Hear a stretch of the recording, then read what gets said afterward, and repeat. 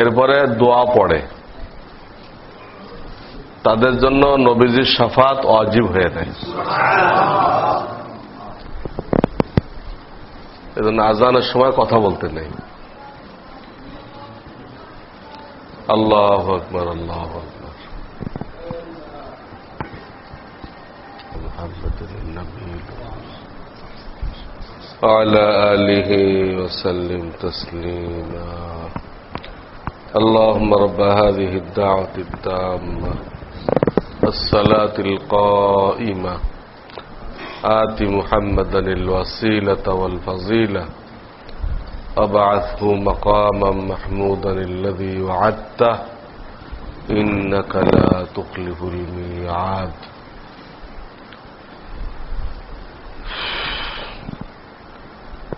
الحمد لله نحمده ونستعينه ونستغفره ونؤمن به ونتوكل عليه ونعوذ بالله من شرور أنفسنا ومن سيئات أعمالنا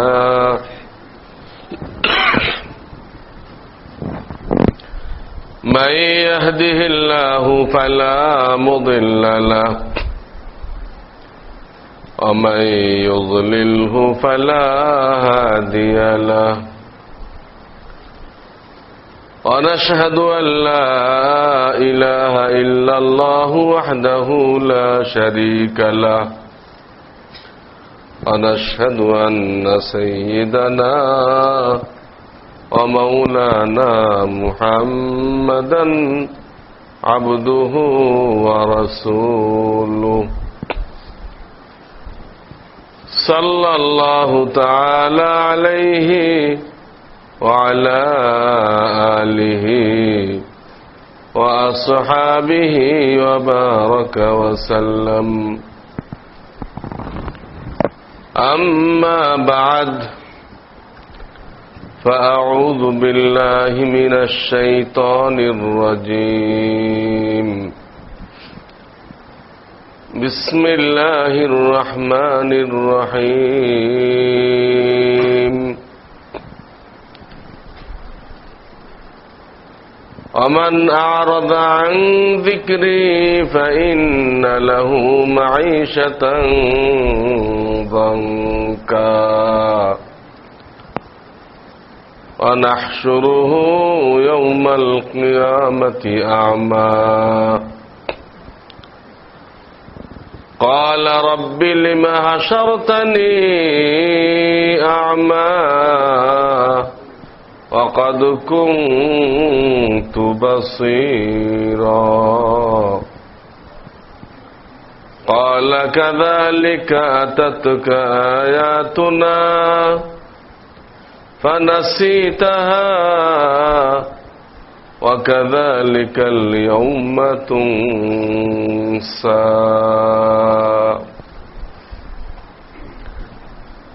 وقال رسول الله صلى الله عليه وسلم من شغله القرآن عن ذكري ومسألتي أعطيته أفضل ما أعطي السائلين. صدق الله العلي العظيم وصدق رسوله النبي الكريم ونحن على ذلك من الشاهدين والشاكرين.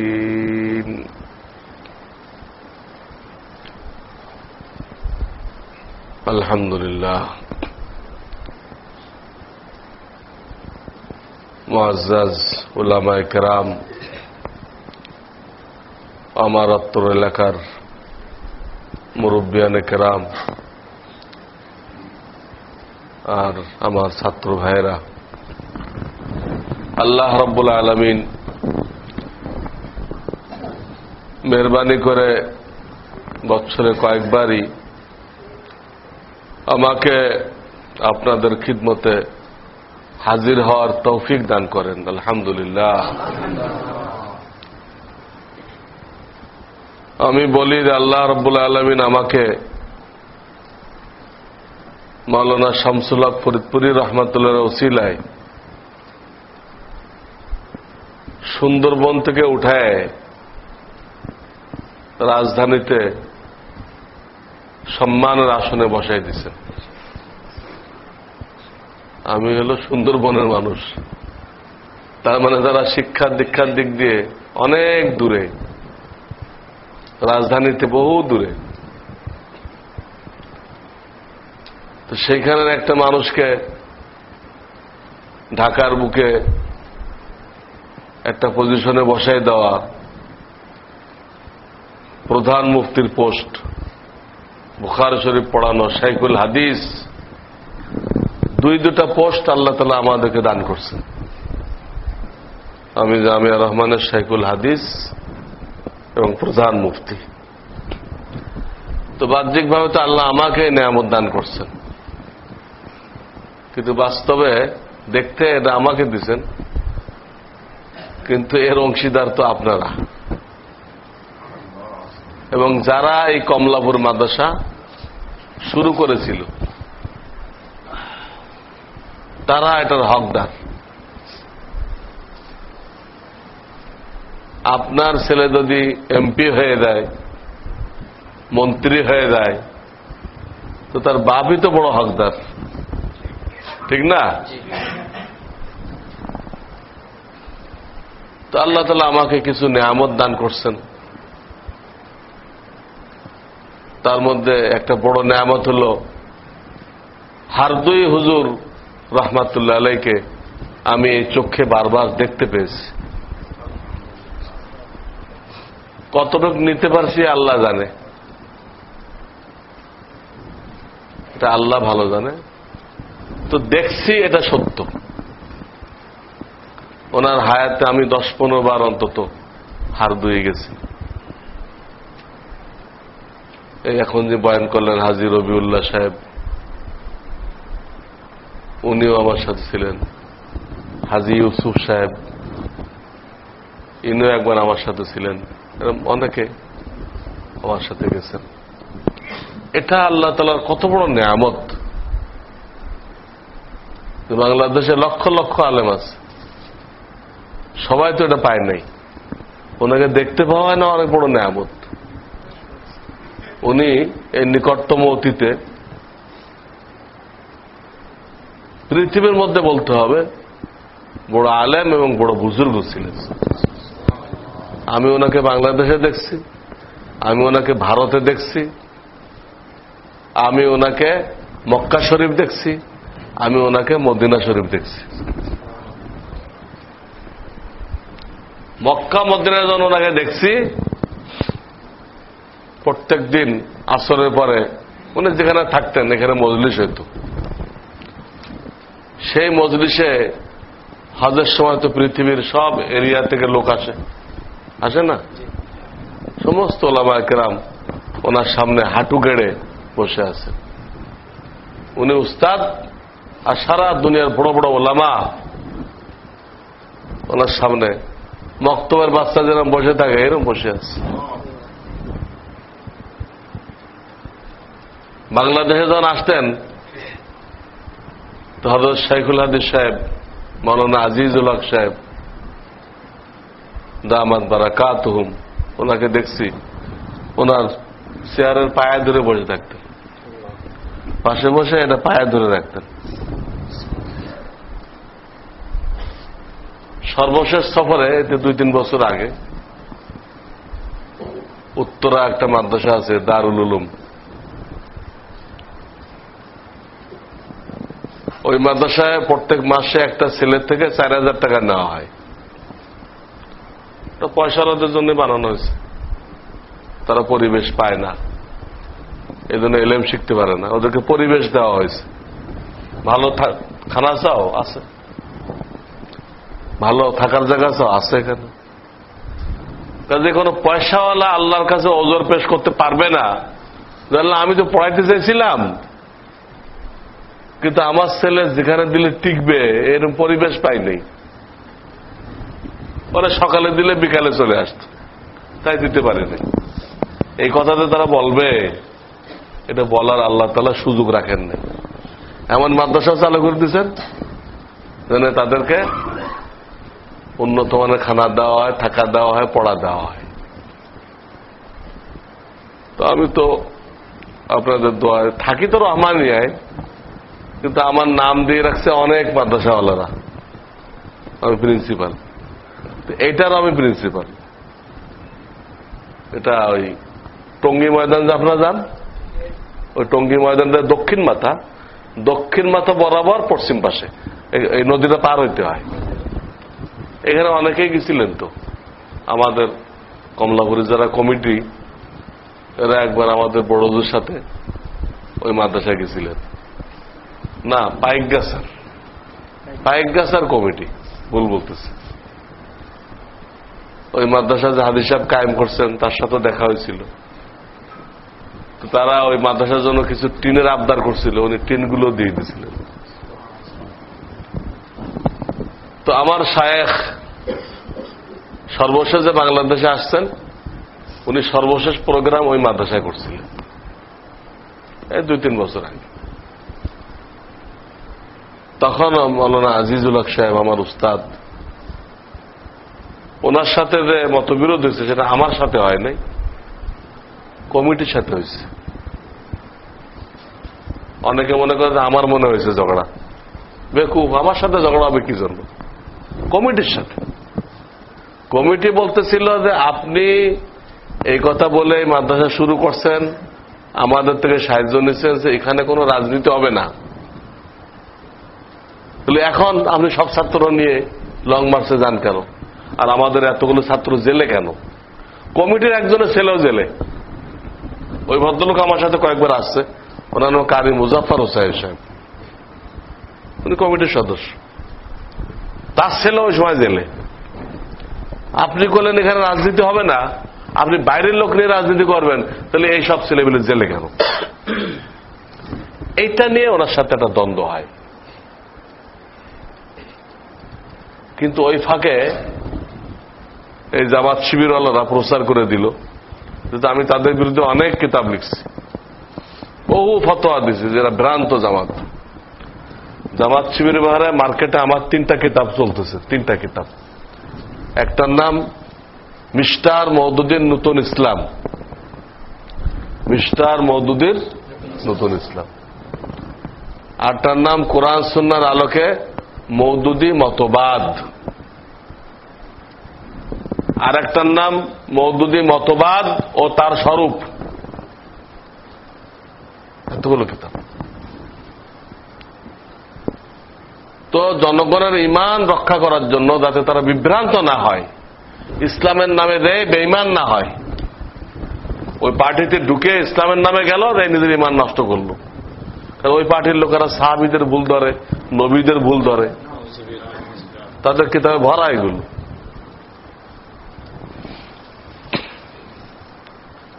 তো এই লোকেরা আমার উপরে খুব খেপা, যে এই লোকটা এতগুলো কিতাব লিখে আমাদের পার্টির ক্ষতি করতেছে। এই জন্য তাদের পত্রিকাও আছে কয়েকটা, নতুন একটা বের করছে নয়া দিগন্ত। এরা এদের পত্রিকার মাধ্যমে খুব অপপ্রচার করলো, আবার নাম দিয়ে উনি ওনার উস্তাদের সাথে বেয়াদবি করছে। কিন্তু আমার রহমানিয়া মাদ্রাসায় 35 জন শিক্ষক আছে, তারা সব ওইখানেও ছিল, এদেরকে জিজ্ঞেস করে। 21 জন কমিটি আছে, 21 জন, তাদের উনি একজন, হাজী রবিউল্লাহ সাহেব। কোন সময় কোন ঘটনায় মাওলানা আজিজুল হক সাহেবের সাথে আমার কোন মতবিরোধ বা ঝগড়া হয়েছে কিনা? কমিটির সাথে ওনার হয়েছে। কমিটি বলতে আমরা মাদ্রাসার ছাত্ররা রাজনীতি করবে, এটা আমরা অনুমতি দেব না, তো সব ছেলেমেলে নষ্ট হয়ে যাবে, আপনাদের টাকা পয়সা দিচ্ছি, কোনো সব হবে না। এটা নিয়ে মতবিরোধ হয়েছে। আর মাঝখানে জামাত শিবিরওয়ালারা আমার পরে যে রাগ আর ক্ষোভ ছিল, ওই রাগের ঝালটা মিটাইছে, হয়েছে কমিটির সাথে, আর তার প্রচার করছে আমার সাথে। তাদের উদ্দেশ্য হলো আমার ব্যক্তিকে পচাই দেওয়া, যাতে আমার সাথে আর কেউ না থাকে। কিন্তু আল্লাহ যদি না চায়, কেউ চাইলে পচাই দিতে পারবে? পারবে? अल्लाह जिसको रखे कौन उसको चखे, अल्लाह जिसको रखे कौन उसको चखे। হ্যাঁ, তো দেখেন কমিটির 21 জনে 21 জন আমার সাথে আছে, সমস্ত পুরাতন শিক্ষক আমার সাথে আছে, আমাদের 313 জন আজীবন সদস্য আছে, সব আমার সাথে আছে। বাবুর্চি পর্যন্ত থাকে নাই। আর যখন ওই দখল করছে, দখলে সাহায্য করার জন্য কারা আইছিল? এই জামাত শিবির। ওদের চেহারা দেখলে চেনা যায়। এই দাড়িগুলো হলো ওই 2-3 দিন না কাটলে যেমন হয় না, ঘাসের ঘাস, স্টেডিয়ামের ঘাস মেশিন দিয়ে ছাটে না, স্টেডিয়ামের মাঠ খোসা খোসা, মওদুদি স্টাইল। মওদুদি সারা জীবন দাঁড়িয়ে রাখে নাই, পরে দিয়ে রাখছিল এরকম। তো যাই হোক, আমি ওই দখলের সময় আটকা পড়ছিলাম। তো আমাকে যখন কিছু লোক উদ্ধার করে, তখন আমি যে চেহারা দেখছিলাম, ওই চেহারাগুলো শিবিরের চেহারা ছিল। নিজে দেখছি, এক ড্রেস, এক চেহারা, ওই আধা ইঞ্চির থেকে কম দাড়ি, এরকম কয়েকশো আছে। তো আমার বিরুদ্ধে অপপ্রচারও করছে, এবং তারা এসে আমারে, আমার লোকজনকে বের করছে, ওনাকে ঢুকাইছে। সব জামাত শিবিরের কাজ ছিল। তো ওই পত্রিকা পড়ে অনেকে পত্রিকার খবরকে কোরআনের সমান মনে করে। নাউযুবিল্লাহ, এর মধ্যে আর ভুল নেই। পত্রিকা যখন হচ্ছে দৈনিক পত্রিকা, তো এর মধ্যে আর ভুল নেই। এই গ্রুপ কয়েকদিন আগে 3টা পত্রিকা আমার ছবি সহ ছাপছে, 3টা পত্রিকা আমার ছবি সহ ছাপছে। আমাকে প্রচার করার জন্য তারা কত হাজার হাজার টাকা ব্যয় করছে, ছবি সহ। যে প্রথম পৃষ্ঠায় যিনি হল জেএমবি নেতা, সারা বাংলাদেশে উনি জিহাদের করতেছেন, হ্যাঁ, ডাক দিচ্ছেন। কত গোয়েন্দা, কত সিআইডি, আর্মিটার নাম কি? আর্মির যে গোয়েন্দা বিভাগ, ডিজিএফআই, সব চলে আসে আমার কাছে। হুজুর আপনি নাকি জিএমবির নেতা, আপনারা তদন্ত চালান, হইলে ধরে লয়ে যান। এই গড়াবাদ একটা ছেলে আছে, আমার যখন বের করে দেয়, ও তখন ওদের সাথে রয়ে গেছে। গড়াবাদ বাড়ি না, কি মিজান, আমাদের সাথে আসলেও বের করে দিতাম আমরা, তার একটা চারিত্রিক দোষ পাওয়া গেছিল, ওদের সাথে রয়ে গেছে। হে খবর নিতে আসছে, তো মুফতি সাহেব এখনো গ্রেফতার হয় নাই? না, এখনো তো হয় নাই। কেন হয়ে যাবে, আমরা যে কাজ করছি উনি তাড়াতাড়ি গ্রেফতার হয়ে যাবে। আমার দেশের ছেলে, আমি পড়াই ধরে মানুষ করলাম, এখন সে আমারে জেলে পাঠানোর জন্য হন্য হয়ে গেছে। বুঝতেছেন কথা? এই হলো দুনিয়া। কিন্তু এত কিছু করে আল্লাহ আমাকে রক্ষা করছেন। তারা তদন্ত করে আমার কোনো যে মিনিটটা প্রমাণ করতে পারে না, সব গোয়েন্দা গেছে গা। এই হলো জামাত শিবিরওয়ালাদের কাজ। এই করে দে কত বিপদে ফেলছে ওলামায়ে কেরামকে, বহুত বিপদে ফেলছে। এরা কওমি ভাষা বন্ধ করার জন্য এমন একটা হিলা করছিল, শায়েখ রহমানকে তারা নামাইছে ময়দানে, তাকে দিয়ে বোমা মারেছে। এই জামাত শিবিরের উদ্দেশ্য ছিল বোমাটা মারলে এই দায়িত্বটা কওমি মাদ্রাসার মোহতামিমদের কাঁধে যাবে। সব কওমি মাদ্রাসার মোহতামিমরা, প্রিন্সিপালরা একযোগে অ্যারেস্ট হয়ে যাবে। প্ল্যান ছিল। জামাত শিবির কিন্তু সামনে আসে নাই, ওদের আর একটা গ্রুপ ওদেরকে ময়দানে নামাইছে, আমরা ধরা ছোঁয়ার বাইরে, তোমরা এই কাজগুলো করো। কিন্তু তারা ফাঁসি দেওয়ার আগে প্রত্যেকে বলে গেছে যে বাংলা ভাই শায়েখ রহমানের ফাঁসি দেওয়া হয়েছে, প্রত্যেকে সাক্ষী দিয়ে গেছে, আমরা তো করিনি, আমাদেরকে করানো হয়েছে। সব নিজামী টিজামী সবাই নাম বলে গেছে, এরাই আমাদেরকে দিয়ে করেছে, সব বলে দিয়ে গেছে। তো এরা কওমি ভাষা বন্ধ করতে চাইছিল, এখন কি হয়েছে? নিজেরা ধরা পড়ে নাই। কওমি ভাষার সাথে মোকাবেলা করা তো আল্লাহর সাথে লড়াই করা। এই মাদ্রাসার ওসিলার দিন টিকে আছে।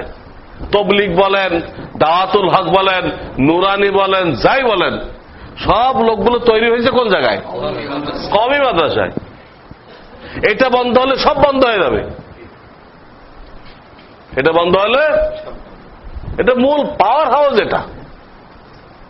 তো দেখেন এরা ইসলামের কত বড় দুশমন। এইটাকে বন্ধ করার জন্য তারা এই জিহাদের নাম দিয়ে সারা বাংলাদেশে বোমা ফোটাইল। কয়েকদিন আগে তার আর এক নেতা ধরা পড়ছে, এখন যে প্রধান এও ধরা পড়ছে, এও দেয় পরিষ্কার বলছে যে এই নিজামী সাহেব, ইনি আমাকে টাকা দিচ্ছে, সবকিছু দিচ্ছে। এই জন্য একদম মুখোমুখি করা হয়েছে। এই জন্য আল্লাহর সাথে দুশ্মনী করে, হাক্কানি ওলামায়ে কেরামের সাথে দুশ্মনী করে কেউ দুনিয়াতে টিকতে পারবে না, অসম্ভব। কারণ হাক্কানি ওলামায়ে কেরাম সম্পর্কে আল্লাহর এত আদা, যেহেতু তারা আল্লাহর দ্বীনের ধারক বাহক, দ্বীনের ধারক বাহক। কাজেই তাদের সাথে মোকাবেলা মানে স্বয়ং রসুলের সাথে মোকাবেলা। বোঝা উচিত ছিল তাদের, তারা কার সাথে মোকাবেলা করতেছে। নাম দিলাম ইসলামী পার্টি, আর এর দেশ থেকে কওমি ভাষা ধ্বংস করতে চাই, তো কারেন্ট ইসলাম কায়েম করবো। নাম দিলাম আমরা জামাত ইসলামী, আর তোমার কাম হলো কওমি ভাষা ধ্বংস করা। তো কওমি ভাষা ধ্বংস করে কি কায়েম করবা? সম্ভব ইসলাম কায়েম করা? তুই ইসলাম কায়েম করবা, তুই তামাম নবীদের ভুল ধরছ, সাহাবীদের ভুল ধরছ, যারা ইসলামের বুনিয়াদ। বিশেষ করে আমাদের এলাকাটা, এই দেশের লোক মানে দ্বীনের ব্যাপারে পিছনে থাকার কারণে এইসব জায়গায় ওরা বেশি আগায় গেছে। জানেন আপনি সাতক্ষীরা? হ্যাঁ, ওই এলাকাতে যান। আমাদের এলাকা আমি সাতক্ষীরা বোঝাই দিতেছি, মানে এই দক্ষিণ এলাকাটা। আর না যে কইলেন, তো আমরা রুহুল কুদ্দুস সাহেব 2 বার পাশ করলো কেমনে বলেন? আমাদের ক্যান্ডিডেট 2 বার কিভাবে পাশ করে? এই তো, এটি তো ধোঁকাবাজি। কোরআন আইন চালু করবে, তোমার ভিতরে কোরআন আছে, তুমি চালু করবা। যাই হোক, এদের ষড়যন্ত্র ভয়াবহ ভয়াবহ। তো কথাটা শুরু হয়েছিল এখান থেকে। দারুল উলুমে সর্বশেষ যে বয়ান করলেন আমার শায়েখ, তখন শাইখুল হাদিস সাহেব মাওলানা আজিজুল হক সাহেব এখানে এই পায়া দূরে বসা। তো উনি মুরিদ ছিলেন হারদুই হুজুরের কাছে, মুরিদ ছিলেন। উনি চেয়ারাতে উঠে গেছেন, বয়ান শেষ। তো উনি তখন তো মাজুর হয়ে গেছিলেন, উনি আর উঠতে পারতেছিলেন, মাজুর হয়ে গেছে। বসাই দিলে বসতে পারে, আর একা উঠতে পারে না। আমি ওনাকে পাজা করে ধরে ওনাকে উঠাইছি। 2 থেকে 3 বছর আগের চেষ্টা করতেছি, আমি ওনাকে উঠাইছি। তাহলে ওনার সাথে আমার কোনো বিরোধ হয় নাই, ছিল না। ওনাকে কিছু লোক ব্যবহার করছে, ব্যবহার করার দরুন কমিটির সাথে ওনার বিরোধ হয়েছে। কিন্তু পত্রিকালয়রা অপপ্রচার করছে, এটা যারা বিভ্রান্ত হয়েছে তারা নিজেরা ক্ষতিগ্রস্ত হয়েছে। আমার ছবি দিয়ে পত্রিকায় দিল, পাইকগাছা থেকে ফোন গেছে যে আপনার নামে ছবি আসছে। কি হয়েছে? আসুক ছবি, আমার প্রচার করতেছে না। আমার জন্য তো ছবি দেওয়া জায়েজ হবে না, জায়েজ হবে? ছবি দিয়ে আমি মুফতি মনসুর আমার চিনি রাখেন, হাসনের ময়দানে আমি সবাই পার করে লয়ে দেবো, এরকম প্রচার করা জায়েজ হবে? আমার জন্য তো জায়েজ হতো না। কিন্তু আমার যারা নাকি বিরুদ্ধে, তারা তো করে দিয়েছে কাজটা।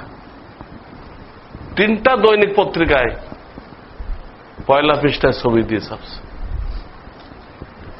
আল্লাহ হেফাজত করছেন আপনাদের দোয়া। আমি বলতেছিলাম যে আল্লাহ আমাকে যে নেয়ামত দিচ্ছে, এটা মূলত পাওনাদার হকদার আপনারা, আপনাদের সম্মান, ঠিক কিনা? এই মাদ্রাসা যারা কায়েম করছিল, তারা এই মাদ্রাসা কায়েম না করতো, এরা জায়গা না দিত, ঘর না বানাইতো, তা আমি কি হইতাম? আমার তো এরকম তৌফিক ছিল না যে আমি এখান থেকে বাপের খরচে খুলনা যে ঘরটাকে দিয়ে পড়বো, এরকম তো তৌফিক ছিল না আমার। এইখানে আপনারা মাদ্রাসা কায়েম করছিলেন, আপনাদের মুরব্বীরা কায়েম করছিল, মাওলানা আবুল হাসান রহমতুল্লাহকে জায়গা দিছিলেন, তো আমার মতো লোকেরা আলেম হয়ে গেছে। আজকে বাংলাদেশের সব এলাকায় আল্লাহ আমাদেরকে পৌঁছাই দিচ্ছেন। বড় বড় ওলামা সম্মেলন, যেখানে কয়েক হাজার ওলামা, আল্লাহ তাআলা আমাদেরকে কথা বলার তৌফিক দান করছে। কাজে আল্লাহর এই নেয়ামত, আমার আগে বলে গেলেন হাজী রবিউল্লাহ সাহেব, যে আল্লাহর নেয়ামতের শুকর আদায় করলে আল্লাহর নেয়ামত কি করে। উনি তো আর রেফারেন্স দিতে পারেন নাই, ব্যবসায়ী মানুষ। তা তো কোরআনের আয়াতের তরজমা, এটা কি? কোরআনের আয়াতের তরজমা। আমাদের বড় হুজুর খুব পড়েন আয়াতটা, লাইন শাকারতুম লাযীদান্নাকুম ওয়া লাইন কাফারতুম ইন্না আযাবি লাশাদীদ। খুব পড়েন, ওটা তরজমা উনি শোনাই দিচ্ছেন। এই মাওলানা আবরারুল হক রাহমাতুল্লাহ আলাই, ওনার কাছে বারবার আমি যাইতে পারছি। সেখানে আমরা 15-20 দিন করে থাকতাম। এখন তো আর থাকতে দেয় না। এই কয়েকদিন আগেও গেছিলাম আমি, 3-4 মাস আগে। 2 দিন পরে আমাদেরকে আর থাকতে দিল না সিআইডিরা। ওখানে সিআইডিরা বলতে না, আর থাকতে পারবেন না, আপনারা এখানে আসছেন ওনার খানকায়, 2 দিন দেখছেন যান। তখন এই কড়াকড়ি করতো না, আমার শায়েখের হায়াতে এই কড়াকড়িটা করতো না, এত আসতো না, এত কড়াকড়ি। এখন তো খালি আসতেই থাকে। তো আল্লাহর এই নেয়ামত আমি মনে করি এই মাদ্রাসা যারা করে গেছেন তাদের প্রাপ্য। আমি মাধ্যম, মূল প্রাপ্য তাদের। কাজেই এর শুকরিয়া খালি আলহামদুলিল্লাহ পড়লে হবে না। এর শুকরিয়া হলো এই মসজিদ মাদ্রাসাকে ধরে রাখতে হবে এবং আমাদের ছেলেপেলেকে এই লাইনে দিতে হবে। আমাদের ছেলেপেলে কি করতে হবে? এই লাইনে দিতে হবে। তাহলে ভবিষ্যতে এই সিলসিলার আরো লোক তৈরি হবে না? আমার মতো মুফতি আর তৈরি হবে না? হবে। আমার মতো শাইখুল হাদিস তৈরি হবে। তারাও সারা বাংলাদেশে আপনাদের পক্ষ থেকে দিনের দাওয়াত পৌঁছে দিবে, দিনের দাওয়াত পৌঁছে দিবে। কাজে আমরা মনে করি আলহামদুলিল্লাহ পড়ে দিয়েছি, শুকরিয়া হয়ে গেছে না। এই মসজিদ মাদ্রাসার সাথে জুড়ে থাকতে হবে। সুখে দুঃখে যার যা তৌফিক আছে এর খেদমতে হাজির করতে হবে। এখানে বিল্ডিং হইতেছে, দোতলা হইতেছে, ছাত্ররা মসজিদে থাকে, ছাত্রদের জায়গা হইতেছে না। এখন যারা এখানে শরীক হবে, এটা একটা সুযোগ। যখন ঘরটা তৈরি হয়ে যাবে তখন যদি আপনি এসে 1 গাড়ি ইট দেন, তো তখন কোথায় লাগাইব? লাগানোর জায়গা আছে? খালি ইট দিলে তো হবে না। এখন সুযোগ আছে।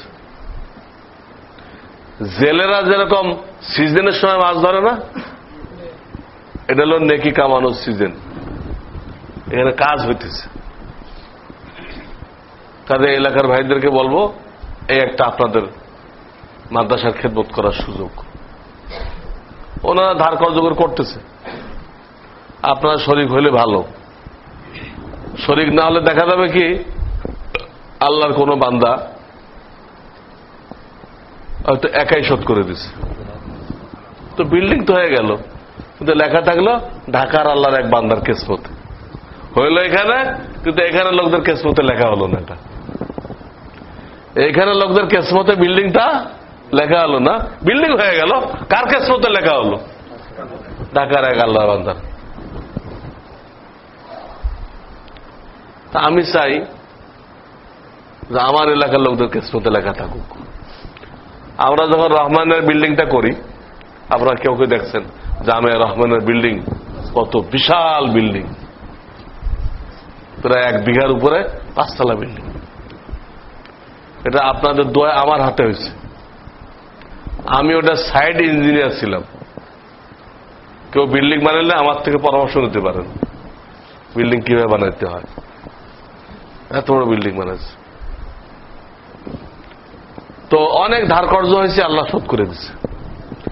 তখন আমাকে অনেকে বুদ্ধি দিছিল যে ঢাকায় বিভিন্ন সংস্থা পাওয়া যায়, ওখানে দরখাস্ত করলে তারা বিল্ডিং বানাই দেয়। দরখাস্ত করলে কি বানাই দেয়? তা আমাকেও তারা বলছিল, তা তো দিবে, কিন্তু আমি এটা করব না। কেন? করলে এই বিল্ডিং চলে যাবে কুয়েতিদের কিসমতে, ঢাকাওয়ালাদের কিসমতে থাকলো না। কিন্তু আমার আস্তে আস্তে হোক, কয়েক বছর লাগায় হোক, কিন্তু এটা ঢাকাওয়ালাদের বাংলাদেশওয়ালাদের কিসমতে লেখা হোক, এটা আমি চাই। তো আল্লাহর কাছে যে যেমনে চায় আল্লাহ তাকে তেমনে দেয়। আনা ইনদা জন্নে আব্দি বি, আমার বান্দা আমার ব্যাপারে যেমন ধারণা করে আমি তাকে সেইভাবে ব্যবস্থা করি। চোর মনে করে চুরি না করলে আমার খাওয়ার কোনো ব্যবস্থাই হবে না, তো হবে না, চুরি না করলে ব্যবস্থাই হবে না, বুঝছেন? আর তো মনে করেন না আমি তবলিগে গেলেও আল্লাহ আমার পরিবারের খাওয়াবে, তা আল্লাহ খাওয়াবে। এই দেখেন, আপনি একিন করলেন যে আমি যদি বাড়িতে না থাকি 1 চিল্লা দেই বা 3 চিল্লা দেই, তো আমার আল্লাহ আমার বাচ্চা কাচ্চারে ধ্বংস করবেন না, তাদেরকে রক্ষা করবেন। আপনি বিশ্বাস নিয়ে চলে গেলেন, আল্লাহ এদেরকে খাওয়াবে না? আপনি এসে দেখেন, আপনি যখন ছিলেন না তার থেকে ভালো আছে। আপনি থাকা অবস্থায় তারা দেখাশোনা করছেন, আপনি না থাকা অবস্থায় তারা আরো কি ছিল? আরামে ছিল। বাস্তব। এই জন্য যে যেভাবে চায় আল্লাহ তাকে সেইভাবে দেয়। আল্লাহর কাছে কোনো কিছুর অভাব নেই। তো একটা কথা আমার এই যে এই বিল্ডিং এর কাজ হইতেছে, আমি আপনাদেরকে শরীক হওয়ার জন্য অনুরোধ জানাচ্ছি। অনেক ধার কর্জ হয়ে গেছে এবং আশঙ্কা করতেছি, আশঙ্কা যে আপনারা অংশগ্রহণ না করলে ঢাকা থেকে কোনো এক ভাই দিয়ে ফেলে কিনা, এই আশঙ্কা করতেছি। তখন আপনারা শরীক হইতে পারলেন না, বুঝছেন নাকি? এর একটা সম্ভাবনা আছে। আমি যাতে তার আগে আপনারা দিয়ে ফেলেন, তাদের আপনাদের কিসমতে লেখা থাকে। যাক, আল্লাহ আপনাদের আমাদের সকলকে জান মাল দিয়ে দিনের খেদমত করার তৌফিক দান করুন। আমরা একবার হারদুইতে ছিলাম, আমাদের শায়েখের সাথে হারদুইদের সাথে জুমার নামাজ পড়তে যেতেছিলাম। তো ওইখানের চত্বরের মধ্যে ইট বিছানো হইতেছিল, ইট, যাতে বর্ষা টর্ষা হইলে পোলাপান স্লিপ না করে। বড় চত্বর আছে ওখানে।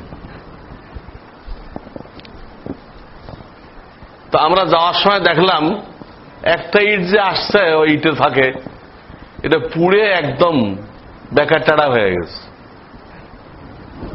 পুড়ে কিছু হয় না, একদম এদিক দিয়ে বেড়ে গেছে, এদিক দিয়ে বেড়ে গেছে, খুব বিস্তৃতি হয়ে গেছে। আমরা মনে হচ্ছে এটা মানে আর কোনো কাজে লাগবে না, একদম বেকার। তো ওগুলো হিন্দু মিস্ত্রি ছিল, ওরা ইট বিছাইতেছিল। ওই রাস্তায় ধরেন কাজ করে বিছায়, এরকম ইট কাজ করে বিছায়, বিছাইতে বিছায় শেষ মাথা দেয়, কিন্তু একটা গ্যাপ সৃষ্টি হয়। ওখানে আর 2টা ইট ধরবে না, এইভাবে 2টা ইট দিলে কি হবে না? ধরবে না। তো ওই মিস্ত্রি এই ইটটাকে সামান্য ছাড়ছে, সাইটে এমন একটা পজিশনে আনছে যে অন্য কোনো ইট এখানে ফিট হবে না। অন্যগুলো দিলে ঢুকাই দেওয়া যাবে, কিন্তু এদিক দিয়ে খালি থাকবে।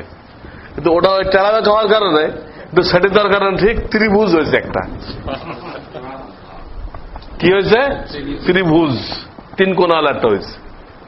আর যখন ওই জায়গায় বসাই দিছে এত সুন্দর ফিট হয়েছে, আর ওখানে 1 ইঞ্চিও খালি নেই। তখন আমাদের শায়েখ বললেন, দেখো মানুষ যত অযোগ্য হোক, যত নাখান্দা হোক, এটা দেখার দরকার নেই। দেখো ইটটা কত নাখান্দা ছিল, বেকার ছিল, কিন্তু এই ইটটা যখন নিজেকে তা কামেলের কাছে সবর্দ করে দিয়েছে। মিস্ত্রি হলো কামেল, মিস্ত্রি কি কামেল, এ সবর্দ করছে। তো এই মিস্ত্রি সাহেব এটাকে একটু কাটছাট করে তাকে কাজে লাগাই দিছে, এমন এক জায়গায় কাজে লাগাইছে যেন অন্য কোনো ইট খাটবে না। তুমি যত নাখাদ্দা হও, বেকার হও, যদি নিজেকে পেশ করো তো আল্লাহ ওয়ালারা তোমাকে ধুয়ে মুছে পাক সাফ করে দিনের এমন একটা কাজে লাগাই দিবে, তো ওই খেদমতটা তুমি আঞ্জাম দিতে পারো, অন্য লোক পারে না। দিনের এমন একটা কাজ আল্লাহ তোমাকে দিয়ে নিবেন যে এটা তুমি করতে পারো, অন্যরা অনেক কিছু পারে, এটা পারে না। আল্লাহ তাআলা এক একজনের ভিতরে এক এক খনি রাখছেন। হাদিস আছে মাটির ভিতরে যেমন বিভিন্ন খনি আছে, এক এক মানুষের মধ্যে এক এক খনি আছে। তো সে পারে, আর একজন পারে না। এক একটা কাজ একজনের জন্য সহজ। নোয়াখালীতে বলে, জানলে শরবত, না জানলে পর্বত। জানলে শরবত আর না জানলে পর্বত। এক একটা কাজ আল্লাহ একজনের জন্য সহজ করে দেয়, ওটা সে পারে, আর একজন পারে না। কিন্তু শর্ত হলো আল্লাহ যে নীতিমালা পেশ করছেন, তরিকা পেশ করেন, ওই তরিকা আসতে হবে।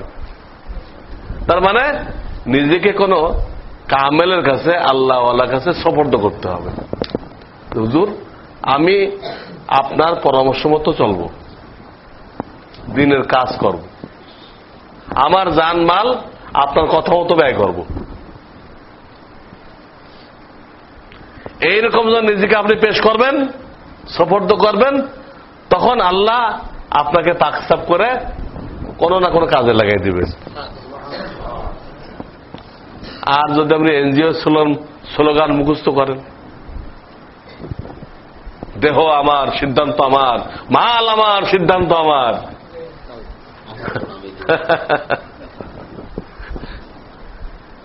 দেহ আমার, সিদ্ধান্ত আমার, মাল আমার, সিদ্ধান্ত আমার, কোন আলেমের পরামর্শ নিতে আপনি রাজি নেই। সাধারণত পয়সাওয়ালাদের পয়সাটা গরমি আছে না, পয়সার গরমির কারণে সে কাউকে আর জমা খরচ দেয় না। আমি তো হুজুর থেকে বেশি বুঝি, তা নাহলে আমার পয়সা বেশি হলো কেমনে? হুজুর যদি আমার থেকে বেশি বুঝতো তো হুজুরের পয়সা হয়ে যেত।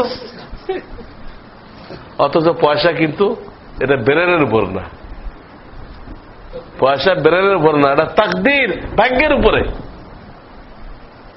আমাদের কিতাব পড়ে, কিতাবে আছে, কামা আকিলিন আকিলিন আয়াত মাযাহিবুহু ওয়া কাম জাহিলিন জাহিলিন তালকাহু মারযুকা। এখানে বলতেছে অনেক বড় বড় জ্ঞানীকে দেখবা যাদের খাওয়া জুটতেছে না। কি জুটতেছে না? খাওয়া জুটতেছে। আবার অনেক জাহেলরে দেখবা যে দস্তখত করতে গেলে কলম ভেঙে ফেলে। এত বড় ইন্টারন্যাশনাল জাহেল, দস্তখত করতে পারে না। হ্যাঁ, পত্রিকা কোন দিক দিয়ে ধরতে পারে, অনেক সময় পত্রিকা পড়তে মনে যায় তো ধরছে উল্টা করে, তলেরটা দিদি উপরে, আর মানুষ হাসতেছে, এগুলো কেমনে পত্রিকা পড়ছে, এইভাবে ধরে দেখে মানুষ উপরে কোনটা থাকবে, এটা তরিকা আছে না, এ ধরছে উল্টা করে। এর আল্লাহ তাআলা কোটি কোটি টাকা দিয়ে ওয়াকাম জাহিলিন জাহিলিন তালকাহু মারজুকা। কি বোঝা গেল? এই ধন দৌলত ব্রেনের উপরে না, কিসের উপরে? কিসমতের উপরে। তাহলে আপনি পয়সা পাইছেন বলে আপনি বেশি বুঝেন, আর হুজুরে পয়সা পায়নি বলে কম বুঝে। এইটাই, এই ঘোড়ায় তো, এই রোগে তো ঘোড়া মরে দেয়। এই রোগে ফেরাউন বলল, হামান বলল, নমরুদ বলল, কারুন বলল, আবু জাহাল বলল, আবু লাহাব, এই রোগে তো মারা গেল, ধ্বংস হয়ে গেল। এই রোগে পাইছে, এই রোগে পাইছে। কারুন একবার প্রশাসন বের করেছিল, মিছিল বের করেছিল। সে কত মালের অধিকারী। তখন রাস্তার দুই পাশের লোকেরা বলল, ইয়া লাইতানা মিসলা মা উতিয়া কারুন ইন্নাহু লাযু হাজ্জিন আযীম। আল্লাহ, কারুনকে কত নেয়ামত দেওয়া হয়েছে, এই তো কামিয়াব। লোকেরা কইতে এই কথা। তো কোরআন আয়াত পড়লাম আমি, হ্যাঁ কি 20 পারা না? হাফেজরা কই? 20 নম্বর পারা, 20 নম্বর পারা। না কারুনের নাম আছে, না কারুন কানা মিন কওমি ফিরাউন। হ্যাঁ, তো ওখানে আছে ইয়া ওয়াইলানা মিসলা মা উতিয়া কারুন। কিন্তু যারা নাকি আল্লাহওয়ালা ছিল, তারা আরে বেকুবের দল, মালের মধ্যে কি কামিয়াব আছে? নেক আমল করো, এটা কামিয়াবি। এর কয়েকদিন পরে কারণ যখন নাকি তার সব সোনা রূপা, ধন দৌলত, বিল্ডিং কোঠা নিয়ে তার লোকজন সহ আপনি যার সাথে থাকবেন ওর সাথে কিন্তু আপনার মৌত হবে, হাসর হবে। মৌত হবে তার সাথে। কারণ যার মরছে, কারণ সব চাটু করা একই সাথে মরছে, জমিনে কেটে দেওয়া হয়েছে। কারণ এর আগে মুসা আলাইহিস সালাম ঘোষণা করছিলেন, তোমরা যেন আমার লোক আছো, বেরোয় যাও। কিছু লোক বেরোয় গেছে, আর বেশিরভাগ লোক যায় নাই, তামাশা মনে করছে। পরে যখন মুসা আলাইহিস সালাম বললেন, ইয়ার দুখুজি, এই জমিন কারণকে পাকড়াও করো, সাথে সাথে হাঁটু পর্যন্ত কেটে গেছে। ইয়ার দুখুজি, ধরো, পাকড়াও করো, কোমর পর্যন্ত কেটে গেছে, সব লোক দোষ। তখন কারণ অনেক কাকুতি মিনতি করে মাপ চাইছিল। কারণ মুসা নবীর একটা তোহমাত দিছিল, অপবাদ দিছিল। ওনারা জাকাত দিতে গেলে জাকাত তো দিবেই না, ওটা মুসা নবীকে ফাঁসানোর জন্য এক মহিলা খাড়া করছে। তুই মজলিসে কইবি যে মুসা আমার সাথে কুকর্ম করছে। তো মহিলা দাঁড়াইলো, দাঁড়াই বললো, এই লোকজন শোনেন, এই কারণ আমার ভাড়া করে নিয়ে আসছে এই কথা বলানোর জন্য যে আমি নাকি মুসার সাথে কুকর্ম করছি। একদম ডাহা মিথ্যা কথা। ও কয় নাই, আল্লাহ ওকে দিয়ে কয়েছে, আল্লাহ ওকে দিয়ে কয়েছে। তখন এতদিন মুসা আলাইহিস সালাম রাগ হয় নাই, কারণ অনেক খারাপ ব্যবহার করছে, কিচ্ছু বলেনি। কিন্তু এই যে মহিলা খাড়া করলো, কারণ মহিলা খাড়া করলো ওনার দ্বীনি দাওয়াত বন্ধ করার জন্য, দ্বীনি দাওয়াত বন্ধ করার জন্য, মুসাকে একদম অকেজ করার জন্য। নামাজ শিবিরা চাইছিল কওমে আলাদের ব্যাপারে, এটাই কারণের কাজ। ঠিক কারণ যা করছিল নবীকে ডাউন দেওয়ার জন্য, এরা কারণের কাজটাই করছে। এই জামানায়, এই জামানায় এরা কি করছে? কারণের কাজটাই করছে। তো শেষ পর্যন্ত রক্ষা পেল না, সব কেটে গেল। এবং হাদিস আছে, ওরা এখনো জমিনে গাঁটতে আছে এবং কিয়ামতটা গাঁটতে থাকবে। তো মাল পাইলে আপনি বুদ্ধিমান, মাল পাইলে আপনি ভাগ্যবান। অনেকে বলেও, কিন্তু অনেকে বলে যে আল্লাহ যদি আমাকে ভাগ্যবান না বানাইতেন, আমাকে মহব্বত না করতেন, তাহলে গুলশানে বাড়ি দিয়েছেন কেন বলেন? অনেকে গল্প করে, আল্লাহ নিশ্চয় আমাকে মহব্বত করে, তবে তুমি মদ খাও, তাতে কি হলো? এরপরে আল্লাহর মহব্বত তাহলে গুলশান বাড়ি দিছে আমারে। আরে তোমার বাড়ির থেকে অনেক দামি বাড়ি দিছিল কারুনকে, ফেরাউনকে, নমরুদকে, অনেক সুন্দর বাড়ি দিছিল। এটা কি তাদের ভাগ্যবান হওয়ার দলিল? আল্লাহর প্রিয় হওয়ার দলিল? তো গাড়ি বাড়ি কখনো ভাগ্যবান হওয়ার দলিল না। ভাগ্যবান হওয়ার দলিল আপনি আমি ইমানের মেহনত করতে পারতেছি কিনা, তবলিগে দেয় কিছু আল্লাহ আল্লাহ ইমানের দাওয়াত দিতে পারতেছি কিনা, নামাজের আমলি মস্ক করতে পারতেছি কিনা, ছেলেকে কোরআন শিক্ষা দিতে পারতেছি কিনা, এটা ভাগ্যবান। এটা ভাগ্যবান। মাল বেড়ে গেল, এটা কোনো ভাগ্যবান না।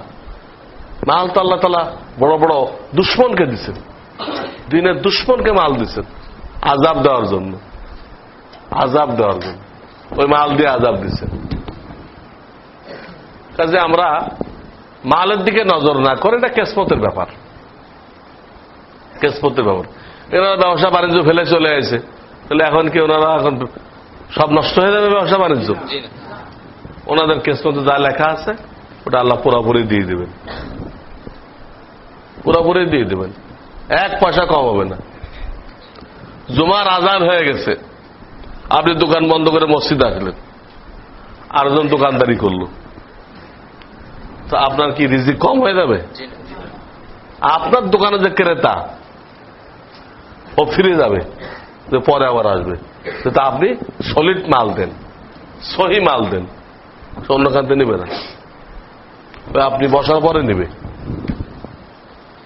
আপনি জুমার নামাজ পড়ে বসলে নিবে। আর একজন আজান হয়ে গেছে, এখনো বসে দোকানদারি করতেছে, এর মাল বাড়লো না সাপ আর বিচ্ছু বাড়লো? এর দেখতেছে কসকসে নোট আসতেছে, খোদার কসম একটাও নোট না এগুলো, ও চোখ বন্ধ করে দেখুক যে কি পরিমাণ সাপ বিচ্ছু জমা করছে। তখন সে বলে, আল্লাহ এত সাপ আমার খবরে করতে আসলো। আল্লাহ বলে, তো তুমি জমা করছো এগুলো, আমি তো দিই না এগুলো। এটা সাপ দেখতেছ, তুমি যে জুমার নামাজের আজান হয়ে গেলে বেচা কেনা করতা, জামাতের টাইমে জামাতে না এসে দোকানদারি করতা, ওইগুলো তো সাপ হয়েছে, বিচ্ছু হয়েছে। কেউ কেউ তোমার খবরে জমা করে না, তুমি জমা করছো। তো বলতেছিলাম দিনের জন্য সময় দিতে হবে, এটা আমাদের রেজে কমবে না। কিসমতের দ্বারা লেখা আছে, এটা এসেই যাবে। আমরা যখন মায়ের পেটে ছিলাম 4 মাস বয়স, তখনও রুহ দেওয়া হয়নি, রুহ তখনই মালের ফয়সালা আল্লাহ করে দিচ্ছেন, ফয়সালা হয়ে গেছে। এটা আপনি দিনের জন্য সময় দিলেই পাইবেন, আর 24 ঘন্টা যদি দোকানে বসে থাকেন ওইটাই পাইবেন, বাড়বে না। সুতরাং বুদ্ধিমানের কাজ কি? ওই দোকানে পড়ে থাকা? দোকানদারিও করবেন, আবার তবলিগও যাবেন, কোন হক্কানে আলেমের কথা শুনলে তার বয়ানে চলে যাবেন, এটা বুদ্ধিমানের কাজ। যারা দিনের জন্য সময় বের করে আবার দোকানেও বসে বা কোনো চাকরি বাকরিও করে, কিন্তু কোন আলেমের কথা শুনলে, হক্কানে আলেম, সে ওইগুলোকে আকপাস করে চলে আসে, এটা বুদ্ধিমানের কাজ। এ যখন হক্কানে আলেম ওনার সাথে আসে, যত আমলের দিকে তাদের সমান না, তাদের কথা শুনলেই চলে আসে, কিন্তু আমলের দিকে তাদের সমান না। আল্লাহ ওয়াদা করছেন, তুমি যে হক্কানে আলেম ওলামাকে মহব্বত করলে, তাদের কথা শুনলেই চলে আসো, তোমার হাসর নাসর ওই আলেমদের সাথে হবে, তাদের সাথে উঠবে, তাদের সাথে বেহেশতে যাবে। হাদিস আসছে, আল মারউ মাআ মান আহাব্বা, আল মারউ মাআ মান আহাব্বা, বুখারী শরীফের হাদিস। যে যাকে মহব্বত করবে তার সাথে হাসর হবে। আমরা অনেকেই আজকাল দেখা যায় ওই ইংরেজদের লেবাস, হ্যাঁ, টাই, টাকনু ঢাকা প্যান্ট, এগুলো পছন্দ করি। এমনি মুসলমান, সবকিছু ঠিক, কিন্তু লেবাসটা কাদের মতো? এটা কিন্তু একটা মারাত্মক জিনিস। এই লেবাস কিন্তু হাসরের ময়দানে ওকে উঠাবে কাদের সাথে? ইংরেজদের সাথে। বড় রিস্কের জিনিস এটা। আল্লাহ কৈফিয়ত চাবেন, তুমি আমার হাবিবের লেবাস পরো নাই, আমার দুশ্মনের লেবাস পড়ছিলা, এটা কৈফিয়ত দাও। মুসলমান কি খোদাই সৈনিক না দুনিয়াতে? টুপি মাথায় দিতে হয় কেন? টুপি মুসলমানদের মাথায় দিতে হয় কেন? যে যারা সৈনিক, এক সৈনিকদের টুপি মাথায় রাখতে হবে। কোন সৈনিক টুপি ছাড়া থাকতে পারবে না। চাই হিন্দু সৈনিক যদি হয়, ওরও কি করতে হবে? আপনি যান হিন্দুস্তানে, ওরা যারা আর্মি আছে এদের টুপি মাথায় আছে, ওদের টুপি আছে আর কি। তা আমরা তো খোদাই সৈনিক, মাথায় কি থাকতে হবে? আর যেগুলো খালি পাতিল, খালি ডেগ, মাথার মধ্যে কিচ্ছু নেই, ইমানও নেই, তাকওয়া নেই, আমলও নেই, খালি পাতিল, এগুলো ঢাকার কোনো দরকার নেই। তো বলতেছিলাম ভাই, ভাগ্যবান কাকে বলে এই কথাটা বুঝতে হবে। জ্ঞানী কাকে বলে? যারা এই দ্বীনি দাওয়াতের সাথে জুড়ে থাকবে, মসজিদ মাদ্রাসার সাথে জুড়ে থাকবে, ছেলে মেয়ে বিবি বাচ্চা এদেরকে দিনদার করার জন্য ফিকির করবে, দ্বীনি তালিম দিবে, সে মনে করতে পারবে যে আমি একজন ভাগ্যবান, আল্লাহ আমাকে ভাগ্যবান বানাইছেন, সে মনে করতে পারবে। কিন্তু আপনি বিল্ডিং দিচ্ছেন 5 কোটি টাকা দিয়ে, এইটা দিয়ে আপনি ভাগ্যবান মনে করতেছেন, তো কারণও মনে করবে। আপনি মনে করলে কারণ কি দোষ করলো? তো দুনিয়ার ভিতরে জান্নাত বানাইছিল, যদিও ওটার মতো হয় নাই, কিন্তু ওই জামানায় যত দামি দামি বস্তু ছিল সব সে জমা করছিল, কিন্তু ঢুকতে পারে নাই। ঠিক যখন ঢুকবে তখন মালাকুল মউত হাজির। আচ্ছা থামো, এই থামো থামো, তখন তো কারণে ঘুম গাই বেটা, আর টাইম পাও না, যাও পরে দেখা করো, আমি এটা বানাইছি। এ বলছে কোন ফকির মিসকিন, উনি এক বেসকিম আছে, এই বেটা চিনাস আমি মালাকুল মউত, এই কইলে তো আর পিত্তা পানি হয়ে গেছে। মালাকুল মউত, এটা মালাকুল মউত, শেষ। বানাইছিল কিন্তু ঢুকতে পারে নাই। তো এই জন্য আমি আজকে এই কথাটাই বলতে চাইতেছি যে আপনি বিল্ডিং এর মালিক, 100 বিঘে সম্পত্তির মালিক, আপনার এতগুলো ঘের আছে, আপনার ছেলে বহুত বড় ডাক্তার হয়ে গেছে, ইঞ্জিনিয়ার হয়ে গেছে, এমপি হয়ে গেছে, আপনি এগুলো দিয়ে নিজেকে জ্ঞানী, নিজেকে ভাগ্যবান মনে করবেন না। হ্যাঁ, যদি আল্লাহ আপনাকে দাওয়াতের কাজে লাগায়, মসজিদ মাসার খেদমতে লাগায়, ওলামায়ে কেরামের সোহবতে যাওয়ার তৌফিক দেয়, তাহলে আপনি আল্লাহ শুকর আদায় করেন যে আল্লাহ তুমি আমাকে ভাগ্যবান বানাইছো। মাল যতটুকু ভালো মনে করে আল্লাহ ততটুকু দিবে আপনাকে, যদি বেশি দেওয়া ভালো মনে করে তো দিবে। আর আল্লাহ যদি মনে করে দেন এই লোকটা বেশি মাল দিলে এর দিনদারি নষ্ট হয়ে যাবে, বেশি মাল দিলে কি হবে? দিনদারি নষ্ট হয়ে যাবে, তা আল্লাহ আপনাকে দিবে না। তখন আপনাকে ওই কম মালের উপরে খুশি থাকতে হবে যে আল্লাহ আমার দিনদারি রক্ষা করার জন্য কি করছেন? বেশি মাল দেন নাই। রাসূলের জামানায় একটা লোক মাল চাই নিয়েছিল, হুজুর একটু দোয়া করে দেন, আল্লাহ যদি আমার মাল দেয়, দেখেন কি যে ইসলামের খেদমত করি আমি। খেদমত তো দূরের কথা, যাকাত দেওয়ার তৌফিক হয় নাই। কোরআন শরীফে 10 পারায় কিসসা আছে, এই সাহালাওয়ার কিসসা। হুজুর মানা করছিল যে দেখো এই দোয়া করায়ও না আমাকে দিয়ে, মাল বাড়ানোর দোয়া করো না, করায়ও না, মাল আসলে দিল শক্ত হয়ে যায়, মাল আসলে দিল কি হয়ে যায়, তখন কিছু পারবা না।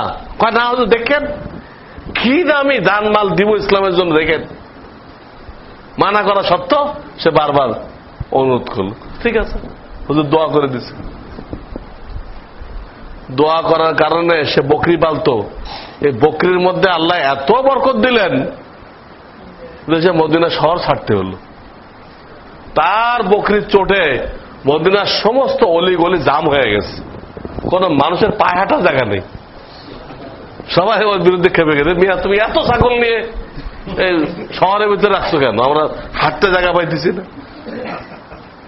এই বকরির কারণে তাকে মদিনা শহর ছাড়তে হল, মাঠে চলে গেল। এই তখন পয়লা জামাত ছুটলো, জুমা ছুটলো, শেষ পর্যন্ত ইমান শেষ হয়ে গেল। এই জন্য আল্লাহ কাছে এটা বলতে পারেন যে আল্লাহ, মাল যদি আমার জন্য মঙ্গলজনক হয় তাহলে তুমি আমাকে দাও, আর মাল যদি আমার জন্য দুনিয়া আখিরাতে ধ্বংসের কারণ হয় তাহলে আমাকে দিও না। এইভাবে বলা যেতে পারে।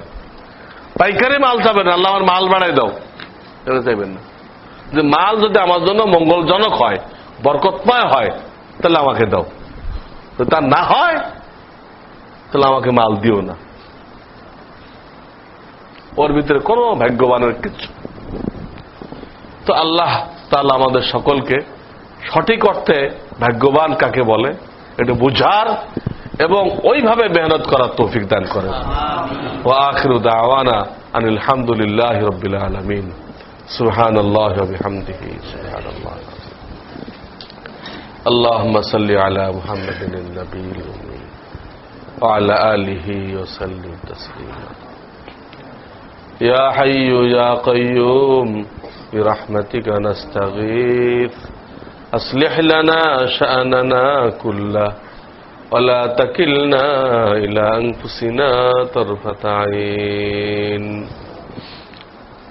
ربنا وآتنا ما وعدتنا على رسلك ولا تخزنا يوم القيامة إنك لا تخلف الميعاد ربنا اغفر لي ولوالدي وللمؤمنين يوم يقوم الحساب